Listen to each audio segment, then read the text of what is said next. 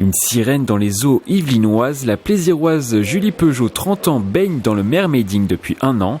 Une discipline insolite qui allie natation et beauté avec un costume de femme poisson en élastane. Cette discipline requiert une préparation physique. La sportive plonge 2 fois par semaine en piscine. Le mermaiding est un sport, on nous demande des performances en apnée. En général, je suis sur 40 secondes à 1 minute 15 mon record.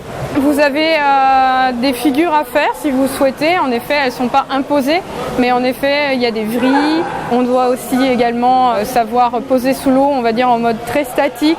En complément, Julie s'entraîne 3 fois par semaine sur terre dans une salle de sport. Ces sessions lui ont permis de se présenter au concours Miss France de la discipline, une épreuve qu'elle a remportée en juillet dernier en Bretagne face à 8 candidates. Je m'attendais pas du tout à gagner, pas du tout. J'y étais allée plutôt en mode plutôt défi personnel.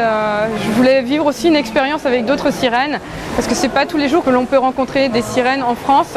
Donc cet événement nous a permis de nous regrouper, de nous partager nos connaissances, nos savoir-faire. Un titre que la jeune sportive arbore fièrement à la piscine Salvador Allende des Clés-sous-Bois, son lieu d'entraînement depuis plusieurs mois. Ici, tout le monde est sous le charme de cette sirène d'1,65 m. Je trouve que c'est une activité un peu spéciale, mais très sympa, un peu magique, un peu comme ça. Donc, dans un premier temps, on va l'accueillir et puis après, on va essayer de faire une activité avec les gens, qui puissent nager avec elle, avec de la musique.